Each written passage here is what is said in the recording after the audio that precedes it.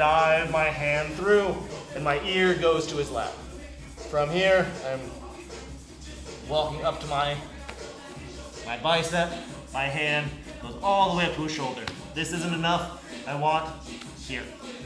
And then I can sprawl to finish. Although this hasn't merited me much success, I can sit to inside control and finish, or my preferred is to step over and just pull my elbow through.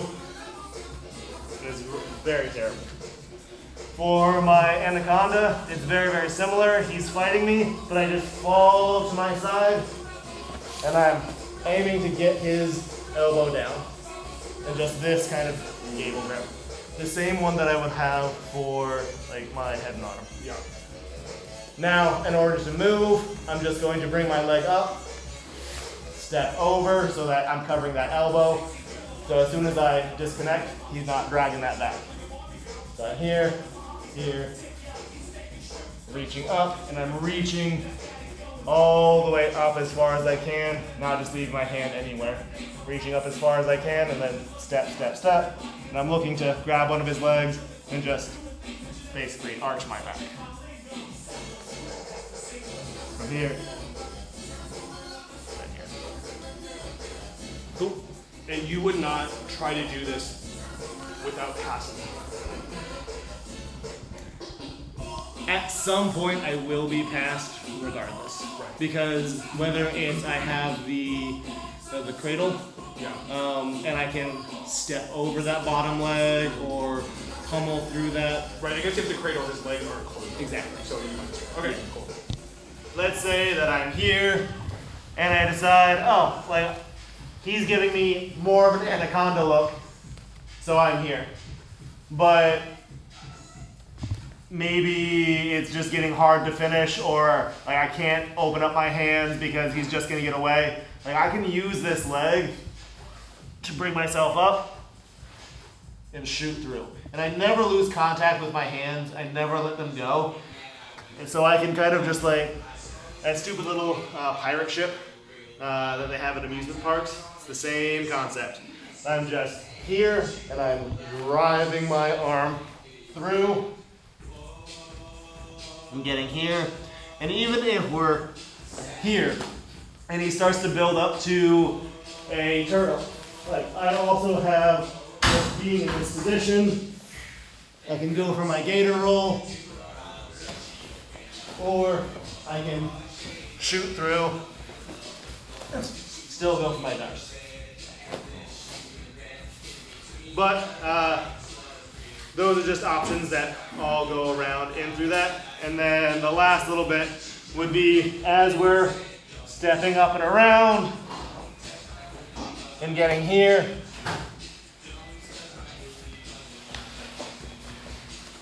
I don't really have to go far I don't have to take the back or anything. Really, I'm just hunting here and here. And right now, like from here, I can just drive my knee into his back and just start going for my bow and arrow from here. I don't need to go to the back or anything else. This is good enough. And I'm often having to just like open this, shove it through, and this is a good hole.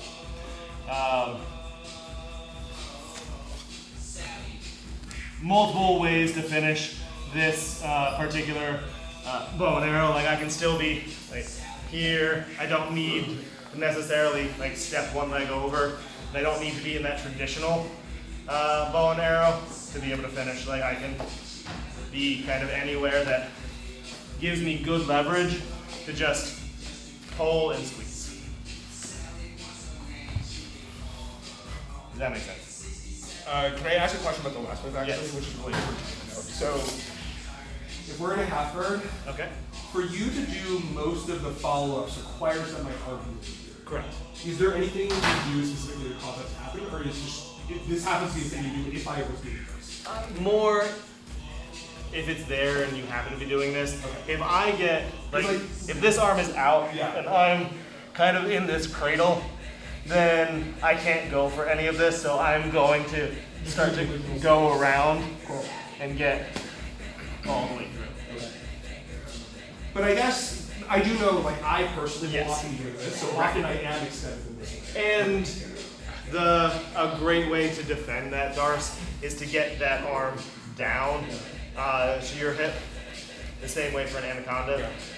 So that arm can often just be on the inside rather than floating. Okay. And if it's left floating, like you're down, and it's kind of like behind you and out, like it might be a little bit more into that Kimura setup. Yeah, okay. Because it's away from your body Right. and easier to get a hold of.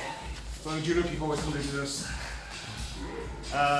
Questions about just that back take and working on the bow and arrow? What I do now is just like go belly down all the way to like down to your hips.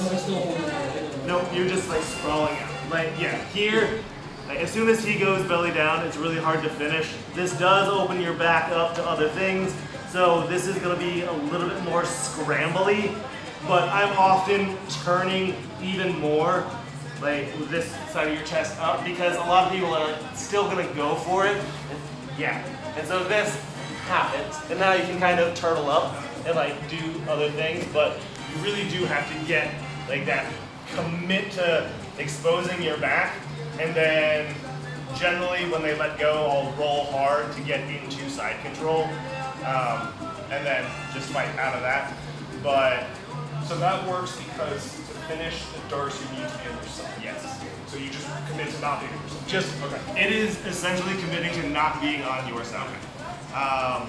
And those are like the two kind of late escapes. Someone pretty much has it fully locked in. I've done it where I've asked Van to like fully lock it in, and I've done these escapes and they have worked. Any questions? What? I think he's in Brazil. Here. I know. Like it's just not gonna work. So, two things. One, if he still has me in half guard, or if I still have him in half guard, I'm trying to get out of this because this half guard does not benefit me here. I want to get my leg away from him so that my hips are free, so that he can't crunch me down more. But also, like I want to move away a little bit and just be able to move my hips up so that it's an easy grab for me. I don't want to be like here trying to grab. I want to bring my hips up to my arm so that it's a lot easier and I'm just already kind of like moving into it. All right. Now, sometimes as you roll and people have D'Arces, you will get into a similar position to Here, to here. He can still finish the D'Arce from here just fine. So my main defense here is gonna get my arm to the other side of his hip. Once that's there, I'm pretty safe. So I'm just going to like get my feet in. I'm gonna drive my elbow straight up. I'm bridging into him. Just trying to work my elbow here, and now I'm here. Oh yeah, I feel like I have enough. Yeah, and once he's here, like he has absolutely nothing he has to let go, and like I have my inside control. Thank you. I have inside control that I can just start working for. It's not super easy, and it won't work generally like the first time you do it. And so I'm bridging, I'm moving, he's kind of trying to hold me down, I'm bridging, like I'm driving my arm over. And I'll even take like getting rolled again because I can now base out here. I can make myself larger here, which gives me more space. I don't necessarily want to turn into him here because he's still going to be able to crush me down. I want to open up and not allow my arm to, like, my shoulder to get towards my throat.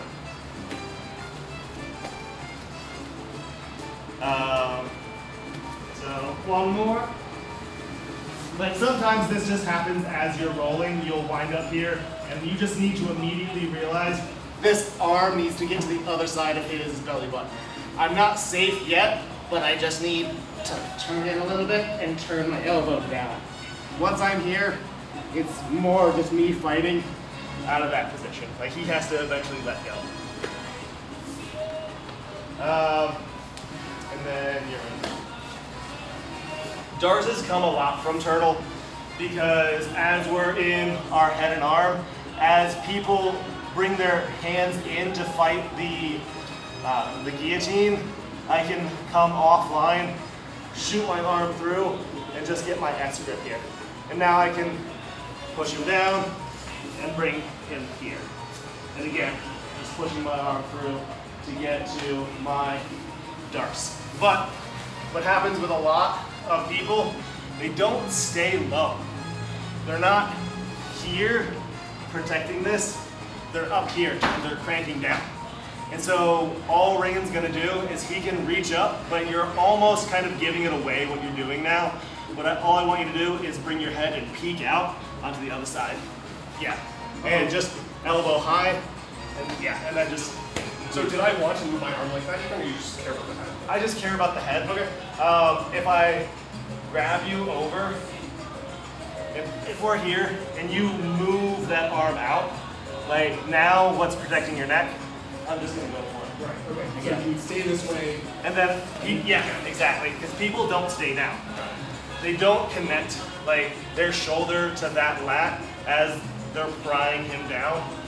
It's the same Carl taught us 2 months ago that I needed to grab. Exactly. Like my shoulder, I want to be down here and closing off this space so I don't give it to him. But a lot of people will be high. Exactly. So, do those two make sense? Give it a go.